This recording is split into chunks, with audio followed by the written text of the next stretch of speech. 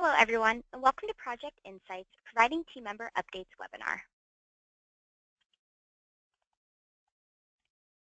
Our topic for today is 5 ways to avoid GIGO and incentivizing your team members to provide updates. Just a few things to note before we get started. All participants will be put on mute. However, any questions you have are more than welcome. Please type them into the questions box, which you can find on your GoToWebinar panel. Also, do you know this webinar recording will be available within the Project Insight community? My name is Chanel, and I'll be your moderator for today. I'm currently the sales assistant here at Project Insight. If you have any questions, comments, or feedback, please feel free to reach me at chanel.harrell@projectinsight.com. Our presenter for today will be Cynthia West. Cynthia is the Vice President of Sales and Marketing here at Project Insight. In over 14 years at the company, has had thousands of client interactions from the evaluation process through implementation and success. She's going to share some of her insights on best practices for getting your team on board with the new software solution. Before handing this over to Cynthia, we do want to reach out to our audience and just see what some of the challenges you guys are facing. So if you guys don't mind, if you can go ahead, gather your thoughts. Maybe you guys are having difficulty getting work updates from your team members. Maybe you have a squeaky wheel on your team and need to provide real-time reports to executives but have to nag team members to get them. Or it could be all of the above. If you have something other than these that we've provided, please go ahead and put those in the questions box.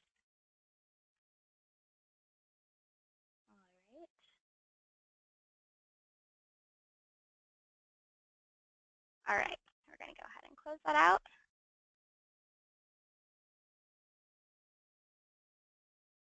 All right, our audience, it looks like our top challenge are all of the above. So getting those team members to provide those work updates. Some say we've got a squeaky wheel, 7%.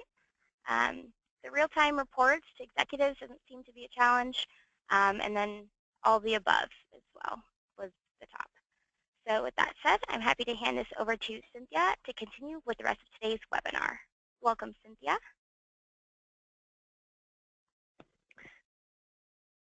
Thanks so much, Chanel. If you give me the presenter rights. Yep. I think there. Oh, let me go ahead and hit that. There we go.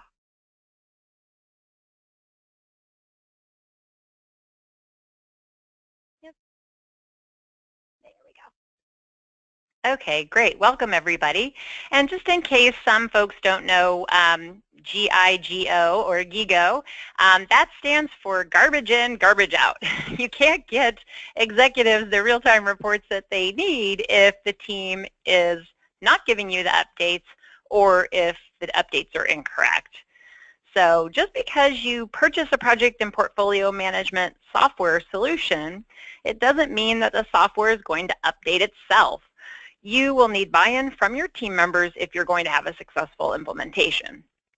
Now, this is true for any software solution, really, whether it's an ERP, CRM, accounting system, or a PPM, like Project Insight. You're going to need your team's help to be successful. You'll need your team to log in, update tasks, post comments, add documents, collaborate, and possibly even enter time. But before you go out to train on any software solution, we would just suggest you ask yourself what kind of business culture you have in the organization, because culture is going to impact how you implement the software. If your organization is full of early adopters of technology, then you may have an easier time of it. Obviously, tech-savvy teams are familiar with cloud software, buying things on the internet, and may find it easier to implement software than less savvy teams. On the other hand, if you have a laggard team, then you're going to want to build in more time in your implementation for adoption. And you'll want to build in more incentives, which I'll talk about in just a moment. If your team bristles at change, you'll want to provide more hands-on training and give your team more time to ease into the software. Or if your team embraces change, you'll still want to make the rollout fun using your incentives. The other thing to consider is the pace of your organization. If your pace is hyper-paced, really you have to be pretty careful. You may need to slow your team down a little bit to get them to focus on why this change is happening, why it's important to the organization, and how their participation will impact your success. We found that fast-paced teams have been groomed to multitask and work rapidly, so you might even need to keep all the smartphones in a basket during your training. If your team moves slowly, then again, build more time into your implementation schedule.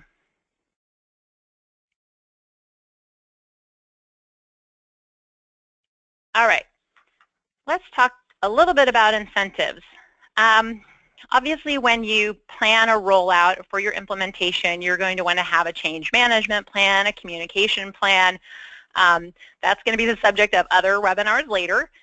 But today we're going to talk a little bit about implementation incentives, and even the most cooperative team members can find change difficult. We've all seen the psychological research about how things take 90 days to institute and embed a change. So we want to advise folks to develop a carrot or a stick program that will incentivize the team members to attend the training, learn the application, and start using the software solution. All right, and we're going to share with you today some of our carrot case studies, and by that we just simply mean the incentive programs that were more positive in nature. And our first example really comes from an advertising agency that we were working with, about 400 team members total, and they had tried to implement a high-end project management solution, and it failed miserably. It was just overcomplicated and overkill for what they needed, and so the team was fairly jaded and needed a little bit more of a nudge to get started with Project Insight. And so what they did was they wanted everybody to not only update their tasks but enter time, and that included everybody, all 400 staff members, team members, everybody from the CEO to the people that worked in the on-site cafeteria. And they were having some trouble initially with compliance, and so what the CEO did was say, okay, ladies and gentlemen, we are a billable organization. 100% of our projects are client-facing, and he talked about capturing those billable hours down to the 15-minute increments, and then he showed how each team member, if each team member missed a 15-minute increment each day times 400 people times 365 days a year, the result was really a loss in millions and millions of dollars in profit. And this was a very young, fun, millennial company where you walked in and they have a billiards table and all the bathrooms are stocked with products and people are riding around on Razor scooters and so forth. There were a lot of freebies as part of the company. And so he was explaining how the profit helped to pay for all these elements of the organization that made it fun to work there. That was messaged not only once but multiple times, because you need that communication plan. It has to be repetitive and it needs to be reinforced by the leadership. Now, the other fun thing that they did there was they incorporated a pizza party. So the different departments or different teams were grouped together, and they said, hey, the team that has the most compliance for updating a task and entering time by 4 o'clock on Friday would get the pizza party for the following Friday. So I'd say that was a pretty good incentive program. And this is an organization that was able to capture more billable time, have higher profits. That's a pretty good example of a carrot incentive program. Naturally, the stick is you can obviously embed the cooperation of your team in their performance review. So, hey, we've implemented this project management solution and we need everybody to do that, and it's going to end up on your performance review. So that's one way to do that, and that can be in between a carrot and stick. It's maybe not too challenging there, but The harshest example that I was privy to, I had a client that was having troubles getting people entering their expenses. And what was happening was, again, they were another client-facing project team. So the accounting department was billing the client their final invoice, and then a month or so later, the implementation team would submit expenses, and then it was too late because they had already sent the client their final invoice. So what they did was they said, hey, ladies and gentlemen, you have to submit your expenses within 30 days of incurring them. That way, accounting can invoice the client, and we won't be unprofitable because we don't have to absorb these extra expenses. So I was sort of eyebrows very high. Oh my goodness, what happened there? And he said, well, if somebody missed their expense deadline, it only happened once. So you can imagine now with airfares and hotels and meals what that employee must have felt like having to absorb the cost of his or her expenses. Another story I heard is, obviously there's always, not always, but most often there's one squeaky wheel in the room. We find that that person tends to be someone that has been sort of hiding, if you will, and knows that this solution is going to expose him or her for the little work that they do or other accountability issues.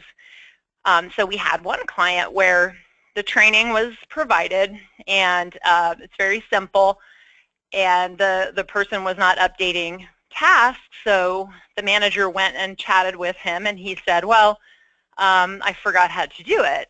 And so he said, well, you know, here it is again, and oh, by the way, here's your quick start guide, leave behind 2-pager that shows you how to do it. And he said, you need to implement this. And by the third time, the manager just simply fired him. So I think if you set the expectations for your carrot or your stick program, then you can implement those as needed. Now, I'll pause for a second. Are there any questions on this part? It doesn't look like we have any questions just yet, Cynthia.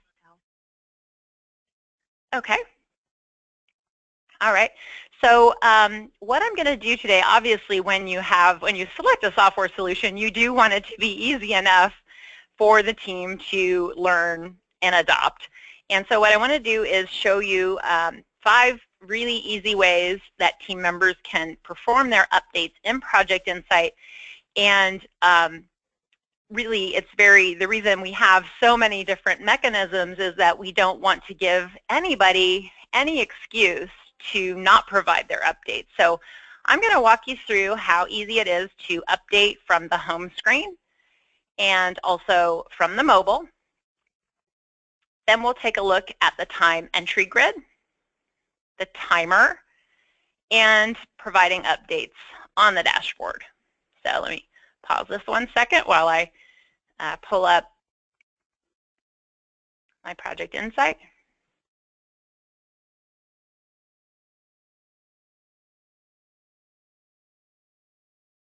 Okay. And now what you're looking at, this is the Project Insight home screen. And it's very straightforward. Here you're looking at the tasks that this particular person is assigned to, the projects that he's associated with, and he also has a list of issues here. So really all the person needs to do is click on the tasks, and that will bring you to the view of the tasks and the projects that this person's working on. So that's the name of the task, the name of the project. And to provide the status update, one simply clicks on the link. The layer will pop up. And you can see it's already in progress, but maybe we've taken a little bit further steps and we can report that it's almost done. And you can add a comment here.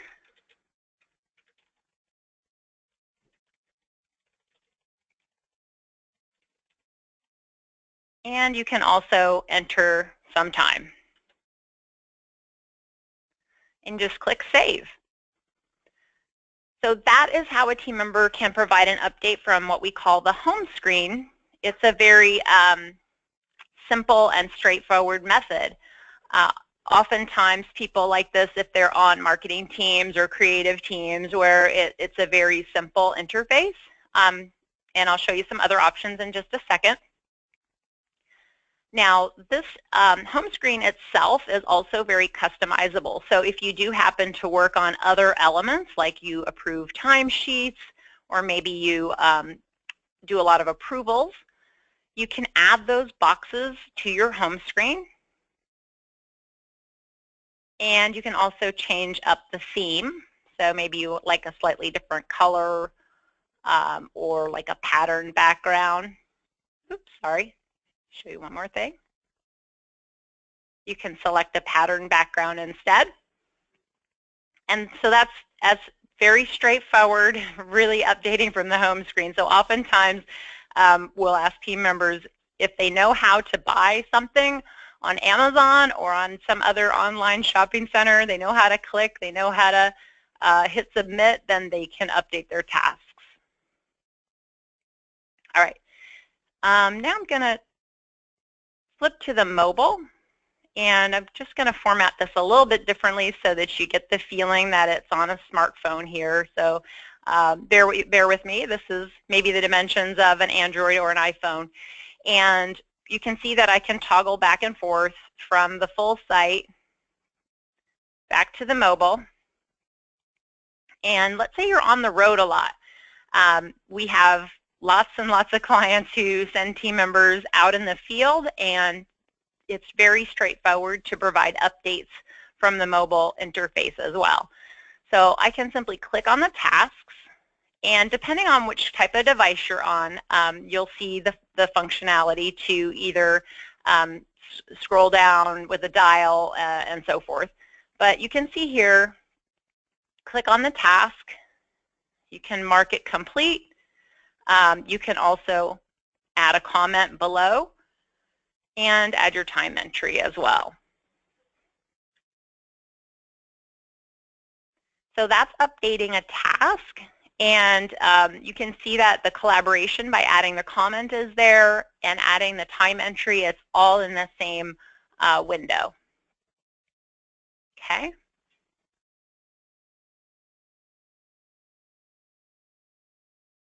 All right, now let's take a different look here.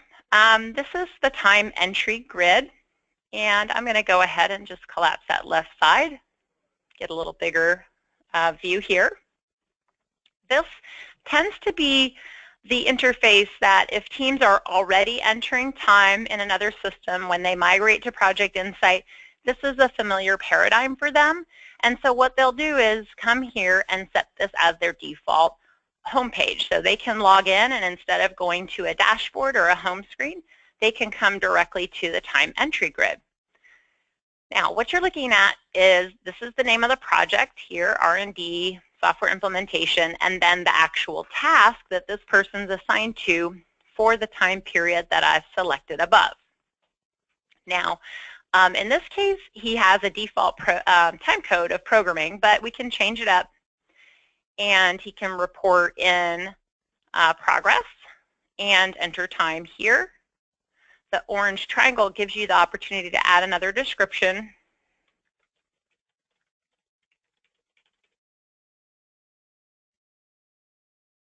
And simply hit save. So you can come along here and enter all the time that you need for that day or week. And you can see here, I mean, I haven't even spent 1 minute giving that update. Now the nice thing is you can see that I can add my totals here for the task. So my work hours, that's the 8 hours the project manager wants me to complete it in. And so far I've entered 2. And then for Monday, if I go to the bottom, you can see how many hours I've entered for Monday. And that way I can make sure I've entered my 8 hours or whatever the default for your organization might be. And then at the end of the week, you can also make sure that you have your totals added up here as well. Now, another nice thing about the time entry grid is if you want to enter, let's say you spent a couple hours on emails, you can go ahead and enter non-project and non-task time against your own organization like this.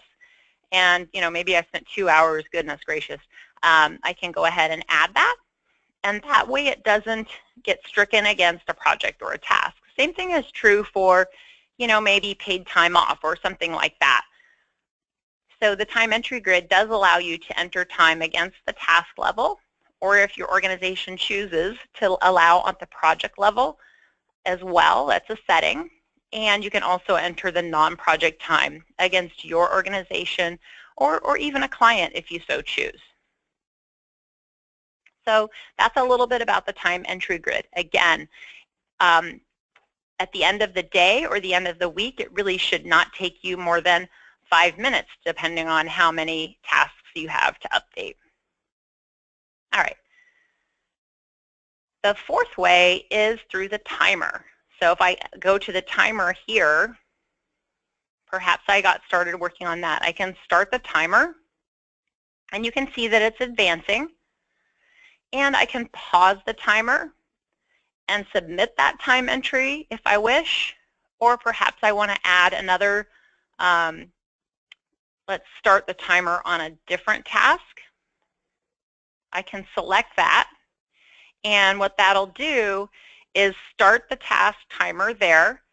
And again, this list here is simply the list of things that I'm associated with or specifically assigned to. So this gets narrowed down for each team member. We find the timer people that like the timer are those that either are getting interrupted frequently and they can pause that timer and then come back and restart it, or they're billing down to a very narrow time frame. So that's the timer. And then last but not least is just an example of a team member dashboard here. What you're looking at, this is a list of tasks, just like on the home screen, the tasks that this individual is assigned to, and the list of projects that he or she is associated with.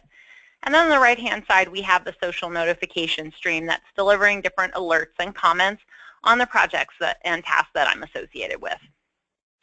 So it's really the same mechanism here. We're going to click on the status, and this should look familiar by now. You see the layer. You click on the status. Let's say we did complete it, and maybe it took a little bit more time. We go ahead and hit save, and that will, the task is completed, and it will then be removed from the task list, or at least removed from view, I should say. And then the team member goes to the next task and reports in the status of the next one. Now, if you're not entering time, that's okay. Just collapse that. You can see that when I open or collapse a section, what it's going to do is it's going to remember that that's the setting I prefer. And next time I open a task, it's going to show me the view that I've selected here. Now, you can also start the timer from here, and you can see that it pops up a little layer, hey, started the timer. And then the other thing that I will mention is that these work statuses, this list is just my example.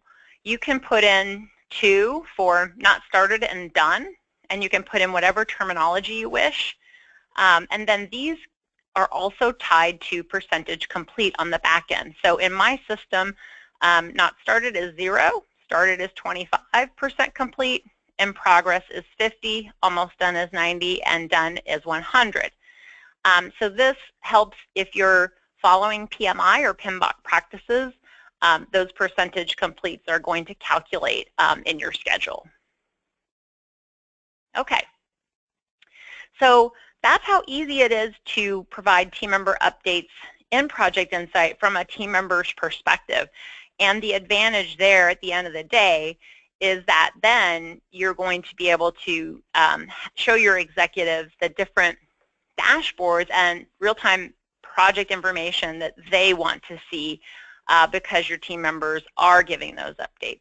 And this is just an example of an executive dashboard where we're obviously showing all the projects in the portfolio.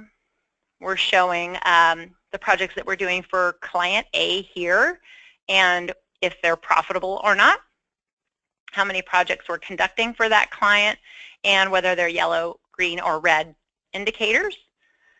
And then we also have another budget report below here. So just an example of the benefit of having a system that allows team members to work the way that they want to work so that they can provide the quality information that you're going to need to give to your executives. All right, so I wanted to leave a few moments for questions. Any questions?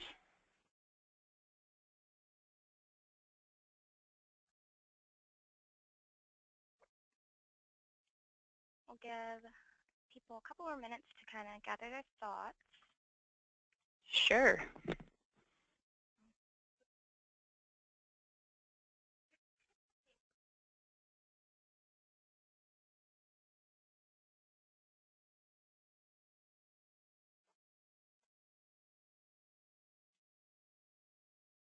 All right. Doesn't look like we've got any that came in. So if you'd like, I can go ahead and take presenter rates back.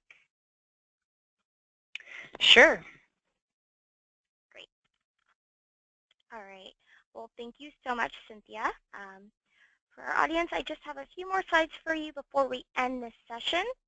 For those on social media, I'd like to invite you to follow, like, and subscribe to our social media channels. Our handle on Twitter is @ProjectInsight, and of course, you can also find us on LinkedIn, Facebook, Instagram, and YouTube for the latest on PI news.